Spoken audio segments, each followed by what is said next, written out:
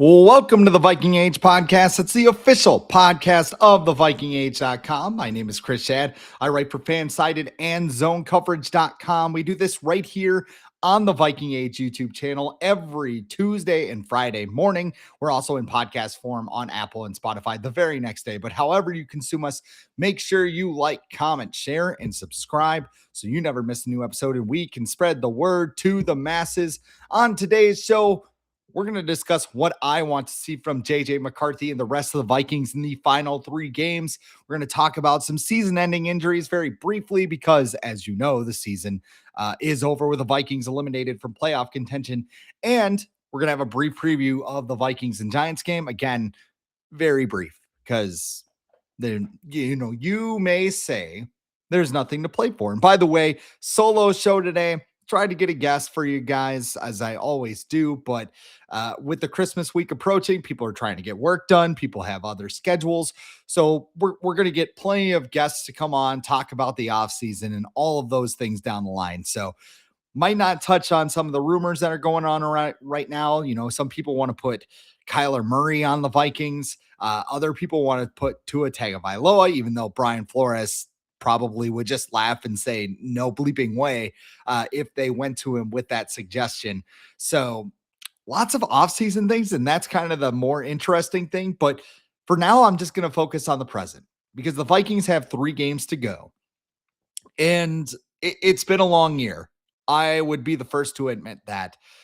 Even feeling it myself from a little bit of burnout from my work and everything else. And I know you're probably saying, but Chris, you just write about football. How can you be burned out? Well, it's just been a long season. And I think a lot of it was the expectations that we had coming in. You know, a lot of us thought that JJ McCarthy would be ready made. I made that mistake in my analysis, thinking, I think I'm on record at the beginning of the year saying McCarthy was going to hit the Kirk Cousins benchmarks, the 4,000 yards, 30 touchdowns in a season type of performance. Like, I thought he was ready to go. The Vikings thought he was ready to go. And we kind of gave Kevin O'Connell and his staff the benefit of the doubt. But none of those things have happened. The Vikings are 6-8 coming into this game on Sunday. And now we're just kind of left with playing spoiler. And I think the first thing you have to look at, especially when it comes to this final 3-game stretch, and really going back a couple of weeks ago, because the Vikings were technically eliminated on Sunday, but I mean, they were kind of dead in the water when they went into that Commanders game. So, I mean, it counts, but it doesn't. And that's kind of what I want to start off with is what do we want to see from JJ McCarthy in the next 3 games? And as I was having a hard time coming up with topics on the show, I think it's the only thing that matters over the last 3 games. Yeah, you want the defense to play well. You're going to be looking for guys that you want to keep on the team or whatever. And all of those things are understandable. But it was unpopular at the beginning of the year. And this was something that I said, and maybe it's a little bit stretching the truth, but I'm trying to dig back into my memory banks about a whole bunch of beers ago. But I said if the Vikings wound up as a 9-8 team and JJ McCarthy was better at the end of the season than he was at the beginning of the season, we would be okay with it as a fan base and we'd be looking forward to 2026. Now, a lot has happened. I don't think any of us saw JJ McCarthy getting hurt and spraining his ankle and missing a month of practice time and missing, I believe it was 6 weeks overall, maybe 7. That threw a wrench into things. The coaching staff taking a completely wrong approach to his development.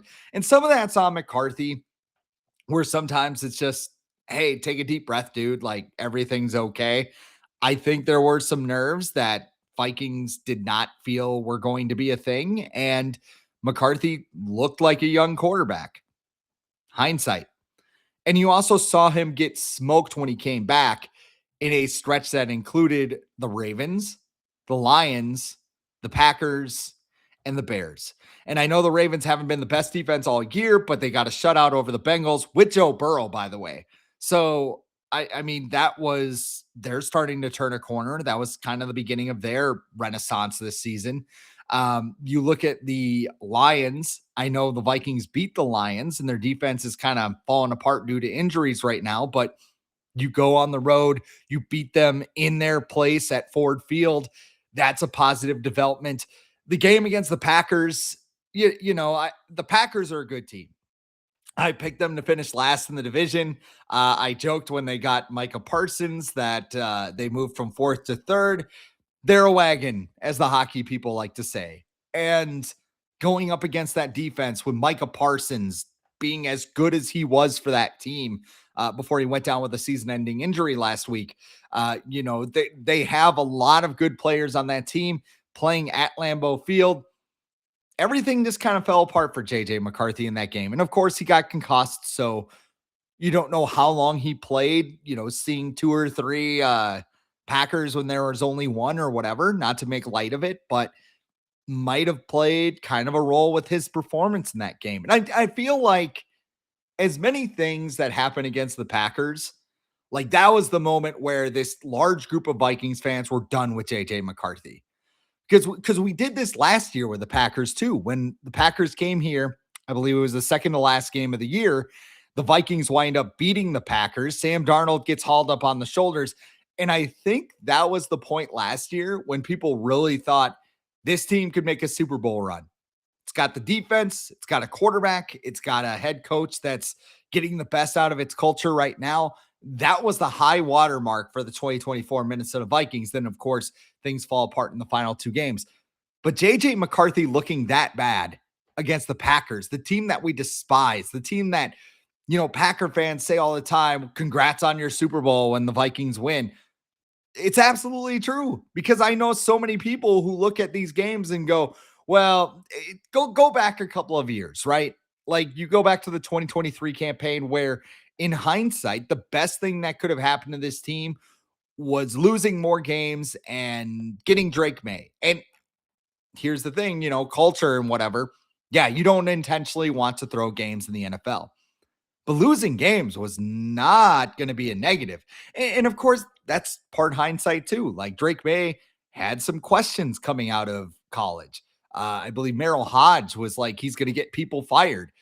No, I think Mike Vrabel is going to be there a very long time in Foxborough because of Drake May. But it just shows the uncertainty of this draft process in evaluating quarterbacks. I think somebody else posted a thing earlier this week about all the first round quarterbacks that had been drafted since 2020, and they had all been benched. It was like Tua. It was like, gosh, I'm blanking on the list right now. But if you go back and look at those first round quarterbacks since 2020, and there's some outliers. You got Trevor Lawrence in Jacksonville. You got Jordan Love. Of course, the 2024 quarterbacks, it seems like every one of them outside of JJ McCarthy is playing pretty well right now. Whatever you think about Caleb Williams, starting quarterback in the league. And also, too, we could probably make the argument this is like his real first year as a starter because Matt Eberflus didn't know what he was doing. So you look at all of those variables with quarterback decisions and kind of everything that's gone wrong, and you turn it into what's happening now. As my therapist would tell me, past is the past, can't change it. You got to keep looking forward. For you Gopher fans out there, it's rowing the boat. Everything behind you is done. There's no sense in looking back at it. You keep rowing, keep fighting forward, you keep moving ahead and trying to make the best out of your situation. Kevin O'Connell has gone to the pure progression offense, and I'm not going to pretend and tell you what it all means and everything else. All I know is that it's felt like it's been a better fit for JJ McCarthy. And when you look at JJ McCarthy as a whole, you could see why Kevin O'Connell signed off on him as a prospect. Big time throw percentage. I actually wrote about this at Zone Coverage. I think it was a couple years ago before the Vikings. I want to say it was Nick Mullins' first start in 2023 when I was looking at big time throw percentage and turnover worthy plays.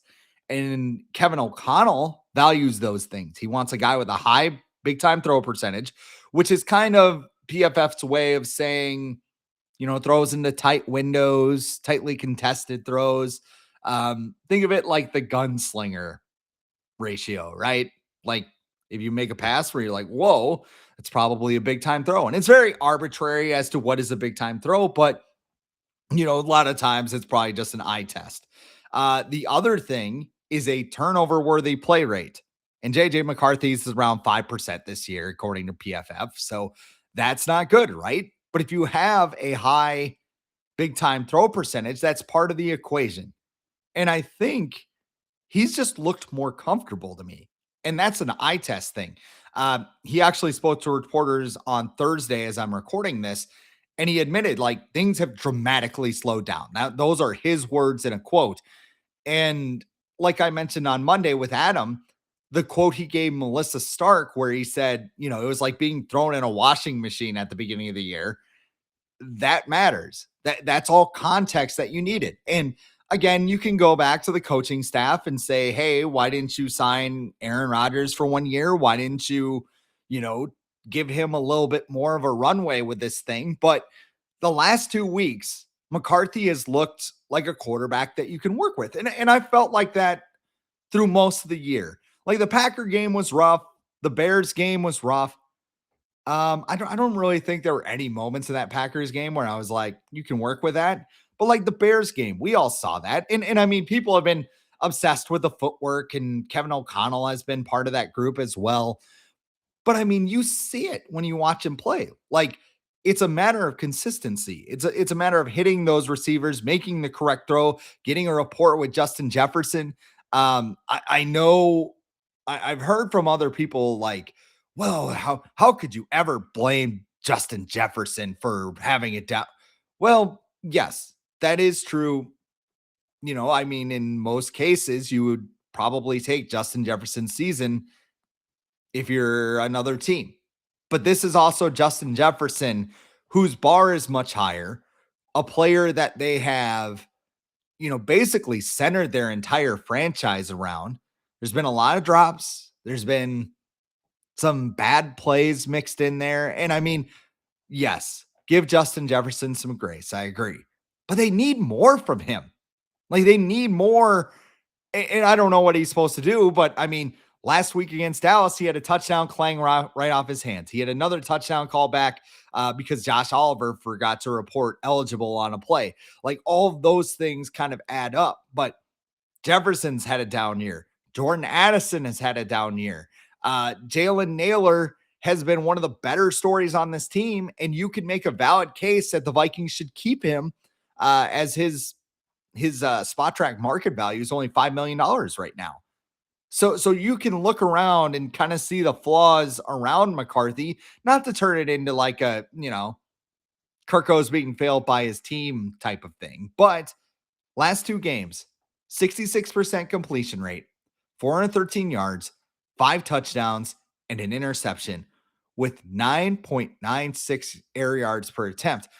And I think the last thing is very interesting to me because, we talked a lot about Kevin O'Connell wanting to hunt for plays downfield. That's what he wanted Sam Darnold to do. It's what he wanted Kirk Cousins to do, to be more aggressive, everything else. McCarthy has that framework right now. And even with the offense changing, you're still getting big plays downfield. Granted, some of that number might be, boosted by that long completion to Jordan Addison last week against the Cowboys. But he's looking downfield. He's looking for these big plays. And maybe that was a detriment when he wasn't comfortable at the beginning of the year, which is why kind of a lot of people were like, hey, hang on the run, wait until he kind of clicks for him and then turn things loose. And Kevin O'Connell made the mistake of all gas, no brakes down the field, everything else. McCarthy also has the rushing touchdown with the celebration that has offended people. I don't think it was a sign of immaturity at all. Like, yeah, maybe not do it. But even Wes Phillips came out on, I think it was Tuesday, and just said, yeah, we just don't want him to fumble the ball. Like, we've seen it so many times this year where a player is going towards the goal line, and maybe it's like an old man thing. I can't believe it happened, but like I remember Deshaun Jackson doing that. That was the first player I can remember, dropping it at the goal line before he crossed and not getting a touchdown out of it. I believe Leon Lett in the Super Bowl in the 90s. That was a fumble caused by Don Beebe, father of Vikings legend Chad Beebe. I use legend very, very loosely there as kind of a joke, but It's stuff like that. They don't want to see McCarthy go for the gritty, hit it against his leg or something, and have it bounce out the back of the end zone. So I don't think anybody was upset. The report seemed to insinuate that. And I don't want to go after reporters. I know I've been kind of pointed at times, especially the Max Brosmer thing, but like I say, they usually hear something from somewhere. And I don't know. It was labeled as a surreal experience or something along those terms. And just not good. Just not good at all. So there was that. But like I was saying, if McCarthy is willing to push it downfield and that's not a problem anymore, and he's seeing more guys wide open, the only thing left is to I guess only things left is to work on your footwork. And I mean, the whole footwork thing, if we think about it in a vacuum, every quarterback goes through this. Like they still talk about Jordan Love. And I use Jordan Love as an example now because if you're a Vikings fan, as much as I hate to say it, we hate the Packers and they're always wrong. That's what you want out of this. You want this to be a Jordan Love story where, hey, he was not ready at the beginning of his career, but towards the end of his career, or, as he got more experience, he started to get it. Like there were Packer fans who were screaming to get Jordan Love out of there after 6 games, too. And then all of a sudden he figured it out. Things slowed down and he wound up leading him. He led him to a playoff win that year. Like they were talking about Caleb Williams midway through that season. Packers go to the playoffs. They beat Dallas and they gave San Francisco all they could handle. A San Francisco team, by the way, if I got my years correct, that went to the Super Bowl and could have won if Kyle Shanahan knew the damn overtime rules. Instead, they took the ball first, they kicked the field goal, and Patrick Mahomes giggled and drove the Chiefs right down the field.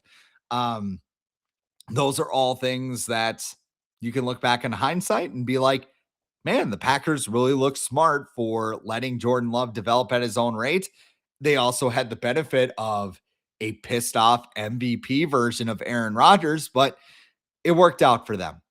As sad as it is for Vikings fans who are just sick of them having the perfect quarterback at all times, but you never know. Jordan Love could still implode at some point. I think the other thing is too, the turnover worthy plays. In Pro Football Focus, they keep track of those. If there's a play where they fumble or throw it into tight coverage and it should have been intercepted or whatever, it's been a problem this year, but he has not made a turnover worthy play in the last 2 games. And you can sit there and you can talk about, hey, they're playing the Commanders, they're playing the Cowboys. That doesn't matter or doesn't count or whatever. That's bullshit. Of course it counts. This is an NFL team. And I know some players might be checked out or whatever. They're not going to be on the team next year. Like that's just kind of the way it is. There are still a lot of players who do care and maybe have that mentality that Kevin O'Connell talked about that was revealed by Harrison Smith. Like, what would your high school self think of this? And if they're motivated to play and get everything, in order, they're on an NFL field. They're playing as hard as they can because they know if they're not going to get a job in Washington or Dallas, they could get a job somewhere else if they play hard. A guy like, and I mean, this is a different example because the Bears are in the middle of a playoff race right now, but DeMarco Jackson was on the Saints the last 2 years, a team that was going nowhere under Dennis Allen. Might not be, they're starting to show progress under Kellen Moore late in the year. So I don't know, maybe it's teams checking out as well, even though they beat a Carolina team who could wind up in the playoffs in the next couple of weeks. I mean, you look at DeMarco Jackson, gets the job with Dennis Allen in Chicago. They've had to lean on him due to injuries, and he's been amazing. He was the NFC's Defensive Player of the Week last week because he had a sack, an interception, maybe a forced fumble. Maybe my brain is going there, but he's been terrific in that role, and he might get paid this offseason because of it. So players have this in mind as they're going through the motions, as some people would say.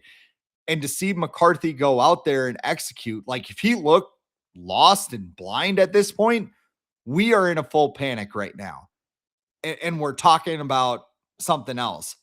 But I just want to see him stack things together. I want to see this stretch of play continued because we mentioned the Jordan Love thing, but it also comes down to what's going to happen this offseason because the quarterback has been a huge talker.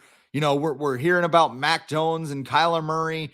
I don't think those are options because if you bring one of those guys in along with JJ McCarthy, you are essentially mothballing JJ McCarthy.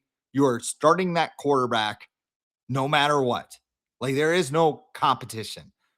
I think JJ McCarthy in these last 2 weeks, and maybe 3 if he plays well on Sunday, and then we'll see what happens against the Packers and the Lions to close the year.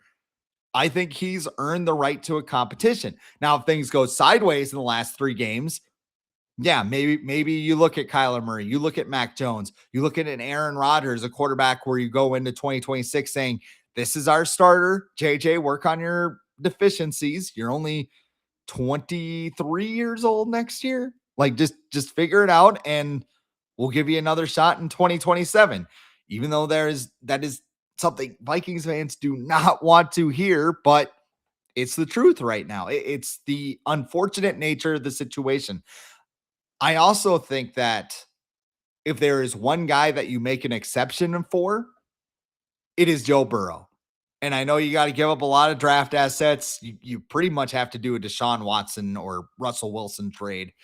And we saw how well those worked out. But also, too, the Broncos cut bait with Russell Wilson, ate a whole bunch of dead money, and they are the best team in the AFC right now, record-wise. I don't know if they're actually the best team, but they're doing pretty well with Bo Nix for all the shitting on that everybody did on him before the draft process. Seems to have landed in a good spot. So I don't know. Good for him. But Joe Burrow, that would be the one guy that I would make the exception for. I am not saying go get him no matter what. I am saying you at least make a phone call, just like the Vikings did with Deshaun Watson a couple of years ago. If you look back, they were kind of lurking in the shadows. Again, good thing they didn't pull the trigger on that deal. But Joe Burrow, you put him in, he's going to run the offense exactly how Kevin O'Connell wants it to be run. If he doesn't want to do this, run the ball, JJ McCarthy, pure progression thing, maybe that's a quarterback you look at. But he's got to become officially available first. And we'll see what happens over the offseason. If JJ McCarthy looks good on Sunday, and then in those final 2 games, I think you feel a lot better about a season when you take everything in context. And yeah, it sucks they didn't make the playoffs. Everybody wanted them to be this Super Bowl team, including myself. But at this point, you just kind of have to accept your situation and make the best of it. Like, if he is playing very well at the end of the season, we're going to feel good about McCarthy and be like, all right, get a veteran backup.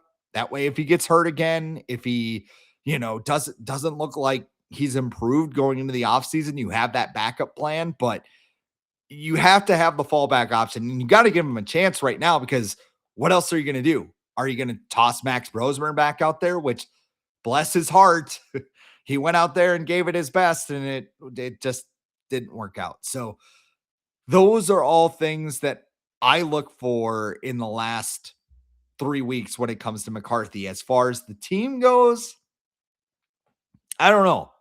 I mean, I think the biggest thing and the biggest question that I have is whether the Vikings can play spoiler.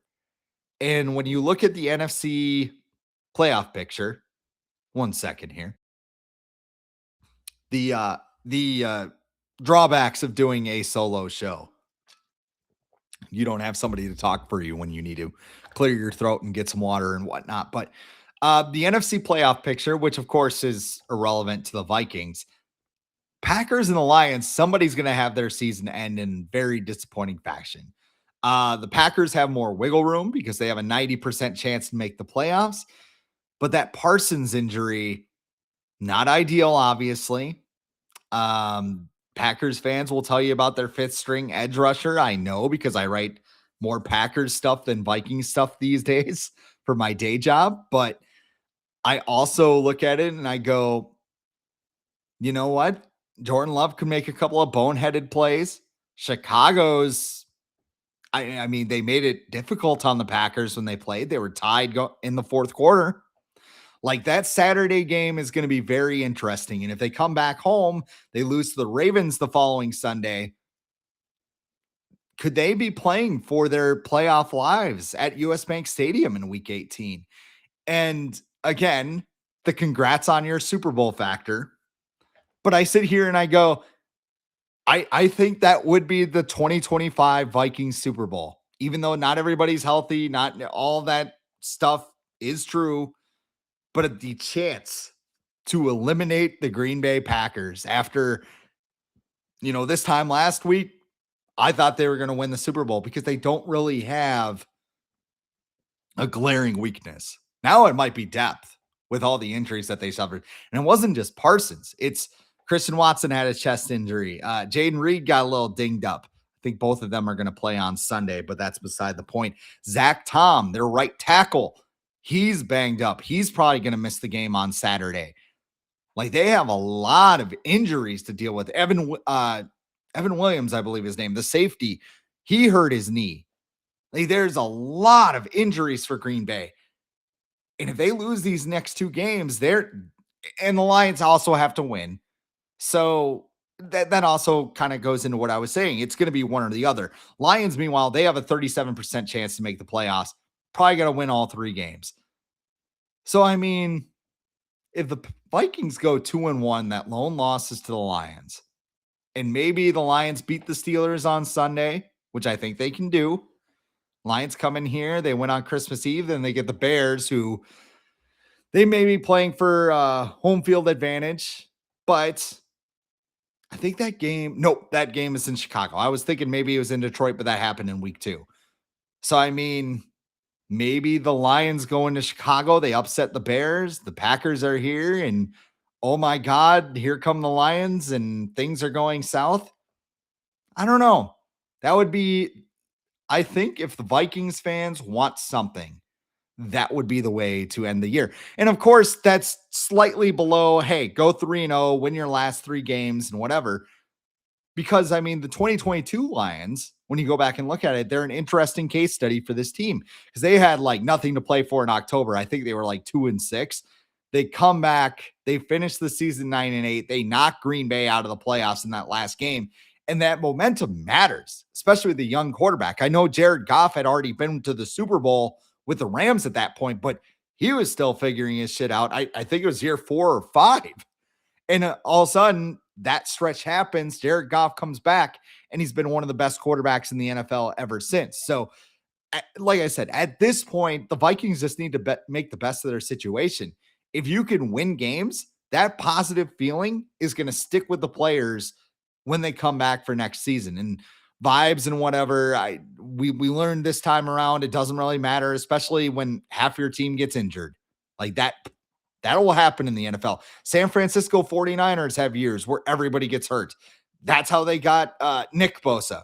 Had to think which Bosa it was. But I mean, they've had years where it's like, oops, everybody got hurt. We're 6-10 now. Sucks. But again, you make the best of your situation and you make some moves. And the other thing is, too, I don't think all hope is lost for 2026. Is even if you do say McCarthy is our starter, we have toss his name out there, Gardner Minshew or Jimmy Garoppolo as his backup. Like, I don't think that's a death sentence because you could see a team turn around in a single offseason. 2024, Vikings go get Andrew Van Ginkel, Blake Cashman, Aaron Jones, Sam Darnold, and Jonathan Grenard in free agency. Pretty good haul. And they tried to do it again this year. Didn't work. Got some lemons, but I mean, they could go in with some cash. They're going to have to get creative because I believe they're about $9 or $10 million over the. Well, actually, I think it's more. I'd actually have to look it up a second here if you will excuse me. This is the type of stuff I don't really want to talk about in December, but we're here. Yes, it's way more than 10 million. It is $35.9 million over the cap, according to over the cap. So Only the Chiefs and Cowboys, two teams also not making the playoffs, have more. Yeah, the out of the teams that are over the cap right now, only the Bills are likely to make the playoffs because you got the Browns, you got the Saints, you got the Dolphins, you got the Chiefs, Cowboys, and Vikings. So um, maybe aggressive spending doesn't solve everything. But like I said, they're going to have to get creative. And maybe you do have that draft class we were waiting on. 2015, kind of the franchise class for that Mike Zimmer era, where you get Eric Kendricks, Daniil Hunter, and Stephon Diggs in the same draft. Trey Waynes was a solid starting corner for a while. Vikings come back, they win the NFC North, and they should have won a playoff game that year if it weren't for Blair Walsh shanking one in the Mississippi. So those are all things that you can look forward to. At this point, it's not like 2023 or even like 2021 where the Vikings are probably done and you're feeling like, I just want my team to win games. I feel like it really matters if they win these games. And if they lose, better draft position. Maybe you can get Jeremiah Love, a running back out of Notre Dame that I think would look very good on the Vikings. And remember, too, Adam has been on here and he's like, Kevin O'Connell won't use him. Remember, the Vikings were interested in Jahmyr Gibbs a couple years ago in the draft. And then everybody got shocked when he went 11th, 12th, or, in those early teens. Like, what the hell are you doing? Wound up being a solid draft pick for the Lions. I think it shows that the Vikings may not be afraid to take a first round running back, even as teams like that's the other thing too, with teams seem to be adapting where they're trying to take away big plays. That intermediate and running game matters. So maybe it's Jeremiah Love in the draft. Maybe you get some depth at some other positions. You need a lot of stuff. You need a corner. You need a center. You need, some more reliable veteran defensive tackles other than Allen and Hargrave. Like, all of those things are going to be important in the offseason. And we got plenty of time to talk about it. The season is winding down, but just win the game. Let's get some positive feelings. And maybe JJ McCarthy plays well and you're feeling great about where this team is going. But maybe I haven't sold you on Vikings Giants. Maybe you can make it a little more interesting with Underdog Fantasy, because football season may be winding down, but Underdog is still the best place to get in on the action. Playing Underdog is easy. Just pick whether your favorite players will go higher or lower on stats like rushing yards, receptions, touchdowns, and more. I've been playing Underdog for years. I love it.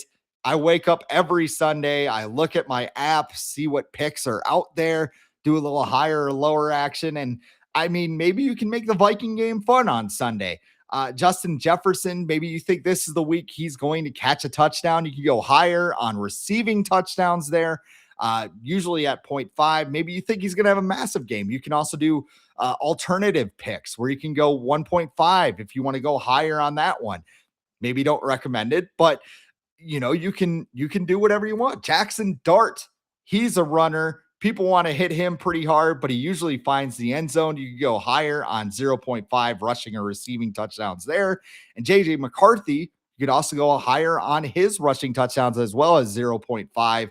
And if all of those are correct, you put them in the same entry, you can win some money. You can play with as little as $1. And what I love in this case, all three of those picks right now, they got a multiplier with them. So you can win even more money if your entry is correct. It's super fun. You just download the app today. You sign up with the promo code The Age. You score $75 in bonus entries when you play your first $5. That's promo code The Age.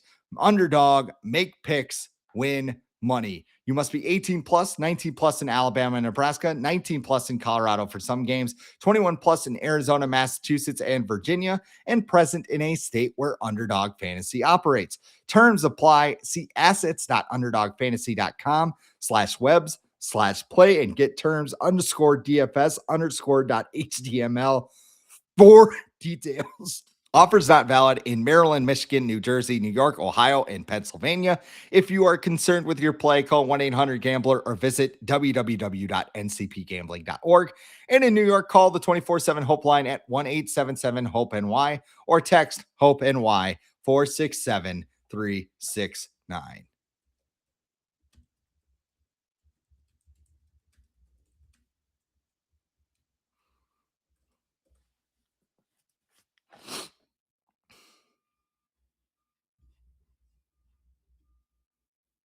All right. It's time for the moment you've all been waiting for, the Vikings Giants preview, which for a second, I didn't think I had it on my little list of captions here, but we are here. Vikings Giants. It is Sunday in the Kirk Cousins window, 12 noon on Fox. Kenny Albert, Jonathan Vilma, and Megan Olivey on the call. Sorry if I butchered her name, but Vikings are favored by 2.5 points going into Sunday. The over under is set at 42.5 points. Did not mention this so far in the show, but we'll just hit on it quickly. Jonathan Grenard and Josh Metellus are both out for the season now with shoulder injuries. They both went on injured reserve. Maybe the shoulder injury was something that, you know, kind of was a detriment to Jonathan Grenard this year when it comes to finishing plays. Hopefully that's something that he gets the shoulder fixed. He's a little bit stronger. Hasn't had great tackling grades throughout his career. So maybe that's something he goes in the offseason and be like, I have to correct this. Josh Metellus, obviously that Swiss Army knife for Brian Flores' defense with the season out of reach. You know, I believe his wife went on social media and said he'd been playing with a torn labrum, which I don't think that was relayed to the coaching staff. The coaching staff may have knew about it, but they've also had a history being like, "Hey, do you think you can play?" And if the player says yes, they'll let him go out there for better or worse. So maybe that needs to be adjusted as well. But Metellus gave it everything he had to shut it down. I would not expect Christian Darrisaw to play in this game. That knee's still bothering him at this point. There's just nothing to gain, I think. Even if you want to see some positive reps from Darrisaw, let him rest up. I mean, it's been a disaster with his knee. Like maybe they should have waited till the midway point to get him back in the lineup, but Justin School's play was just not it. And I also think too, you need a tackle on this team next year. If that's your first round pick, I'm totally cool with it because Brian O'Neill is 30. Christian Darrisaw, we don't know what the future holds with his knee. I mean, worst case scenario, maybe you put him at, I was going to say guard, but Donovan Jackson's been good and Will Fries, he's making a lot of money. They're probably not going to cut him. Um, I would just get some better depth. That is basically what I would say about the tackle position right now. Also, too, Javon Hargrave, Ryan Kelly, Brian O'Neill were all DNPs on Wednesday. Have not seen the Thursday injury report before I recorded this, so you'll have to go and check that out yourself. And I don't know if you're looking for positive injury news. Tight end Gavin Bartholomew, who was a 7th-round pick in April's draft, has been dealing with a back injury. He's practicing in a limited capacity as he's on the PUP list. And Ty Chandler, who is on IR, suffered an injury, I think, in week 1. He is practicing in full. So maybe we'll see Ty Chandler on Sunday. The Giants, they're 2-12 with an 8-game losing streak. So there's a reason this was not in the A window. Brian Dable was fired this year. They replaced him with Mike Kafka. Jackson Dart has looked good outside of the concussion issues. I saw something earlier this week that, something leaked that teams were saying, hey, go hit him like a running back because of his durability issues.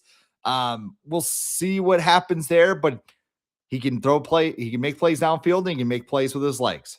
So he's kind of, if you're looking at this matchup in a vacuum, those are two things that I would be worried about with Jackson Dart. Also, right tackle Evan Neal for the Giants and edge rusher Kayvon Thibodeau. They're both unlikely to play due to injury. And you know what? If you watch this game, it's a reminder it could be worse. You could be the Giants. You could be trying to find a new coach and maybe even, I don't know. I don't think they're looking for a new quarterback 1 year after drafting Dart, but there's a lot of things wrong in New York, and They got to find their mojo again. And it's unlikely to happen on Sunday. So um, I don't really have too much to say about this game. I think it's going to be a Vikings victory. I think you could see the Vikings win. I have 27-10 written down, even though my rule is always, hey, one possession games, no matter what, because the Vikings will find a way to play with their food or whatever. But I think you see another game from McCarthy that you can build on. I think the defense will do enough to shut down the Giants' offense. And I just want to see them go beat a bad team. Like, it'd be one thing. There's not really a lot of prospects that I love in this draft. And like I said, winning does matter for this team where they're at right now. Like, establish that confidence, get JJ McCarthy rolling again, and try and build on it the following week against a division rival who probably is going to be playing for their playoff lives on Christmas. So that is what I want to see. That is basically what I'm watching when it comes to the Giants. You may have other things. You may be screaming at your computer screen or whatever, but that's the way I see it. And yeah, I'm way more interested than in the other matchups, of course. Like with seeding coming down to the wire, I don't think we're gonna have any playoff drama in week 18 as far as who gets in, but I think you could see, we're not gonna know who's playing who until the final week of the season. So I don't know. If you want to get involved in a big NFL type of way, probably for the best. But Vikings still got 3 games left. And when we're in April, we'll be like, man, can't wait for football season. So enjoy it. Make some snacks, do whatever. Also, college football playoff weekend, which I am very excited about. Not quite the Pop-Tart Bowl. We gotta wait a little bit longer. It's December 27th. Uh, Almost more excited about that game than I am about Christmas personally. But CFP, Pop-Tart Bowl, all exciting things. And we got more exciting things over at thevikingage.com where my normal co-host, Adam Patrick, he will be back on with me, I believe, beginning of next week, barring any Christmas stuff. But he wrote some things about JJ McCarthy's comments to the media on Thursday.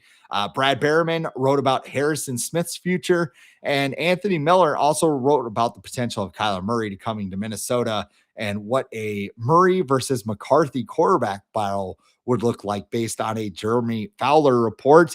If you want to check out some of my work, I write over at zonecoverage.com. I do Viking stuff over there. I wrote an article about Jalen Naylor and his upcoming free agency and how it could have a ripple effect for the Vikings when it comes to Jefferson, when it comes to Jordan Addison, maybe even JJ McCarthy down the road. Twins work. I wrote my first Twins article in a while this week. So that is up about how they're building around Joe Ryan, Pablo Lopez, and Byron Buxton. And my hockey stuff is at the Hockey Wilderness website talking about the Minnesota Wild. They got Quinn Hughes. They are on a roll right now, and they're just fun right now. Don't know how long it will last, but some rare positive pieces from me over at Hockey Wilderness right now. And then, of course, the FanSided RBN Network. You can check that out as well. If you want to hate watch some of the NFC North teams down the stretch, we got Packers news at Dairyland Express. We got Lions news at the Windy City, and we got, Bears news at the Windy City and Lions news at Detroit Jock City. But of course, you're watching this because this is the Viking Age podcast, the official podcast of the VikingAge.com. I am Chris Schad. You can follow me on whatever your favorite social media platform is at The Real Chris Schad. We do this every Tuesday and Friday morning right here on the Viking Age YouTube channel. And we're also in podcast form on Apple and Spotify the very next day. But however you consume us, like, comment, share, and subscribe so you never miss a new episode and we can spread the word to the masses. Once again, I am Chris Schad. 4 letters, 1 word. Skull.